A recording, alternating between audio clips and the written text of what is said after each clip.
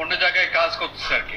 এখন তারা জানে না তাদের লাইসেন্সের আন্ডারে ব্যাড ফাইলিং হয়েছে কিনা, তারপর অ্যাকাউন্ট আছে কিনা। কোম্পানির অ্যাকাউন্ট তো নাই অনেকজনেরই। আর তাছাড়া টেনেন্সি কন্ট্রাক্ট যেমন রিয়েল এস্টেট থেকে কালেক্ট করে তারা লাইসেন্সটা করতেছে।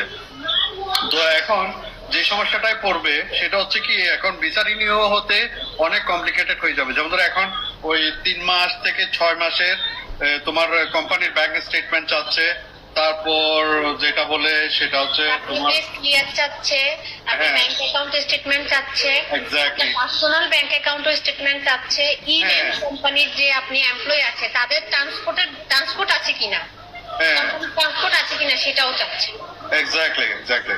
এখন তো মানে অনেক ডিফিকাল্টিস, মানে এটা আসলে কথা হচ্ছে কি ডে বাই ডে আরো কমপ্লিকেটেড করবে। আর যে ধরতে গেলে বাংলাদেশিরা যদি এটা ভিসা গুলো যদি রিনিউ করতে না পারে তারা আরো কমপ্লিকেটেডে যাবে না।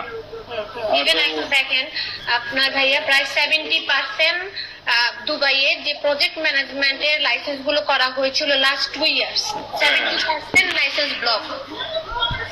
এক একটা লাইসেন্সের উপরে 2-3 করে পার্টনার আছে, হ্যাঁ এবং আরো এমপ্লয়মেন্টের যে ভিসাগুলো আছে 10 করে আছে। প্রত্যেকটা পার্সন এখন অবৈধ হবে, এবং যারা এমপ্লয়মেন্টে আছে তারা হয়তো লেভেল কমপ্লেন করে ক্যান্সেল হয়ে যেতে পারবে, কিন্তু যারা এখন পার্টনারে আছে তারা ক্যান্সেলও হইতে পারতেছে না। ট্রু। হ্যাঁ সেটাই আর কি।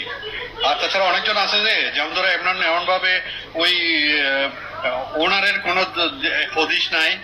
আর যেমন ধরো একটা পার্টনার যেমন ধরো হয়তো কোনো কারণে বাংলাদেশে রয়ে গেছে, ওইটা আসে নাই আর। তো ওই ধরনেরও অনেক ওই এখন চাচ্ছে ক্যান্সেল করতে। আমার একটা পরিচিত, ওর প্রায় 40,000 দিরহামের উপরে খরচ হয়েছে, তারপর গিয়ে ভিসা লাগছে। তারপর অন্য অনেক জায়গায় একটু কয় বছরে মিলে 40,000 দিরহাম ও কামাই করবে। একটা জিনিস চিন্তা করো, সেটা আর কি একদম মানে বেশি ডে বাই ডে অ্যাটলিস্ট ট্রান্সফারটা খোলা উচিত ছিল। ট্রান্সপোর্ট গেলে আমাদের যে কত মানে কিসের উপরে যে আমরা বাঁচবো আল্লাহ মালিক জানে ভাই। আল্লাহ মালিক জানে। আসলে তো হচ্ছে কি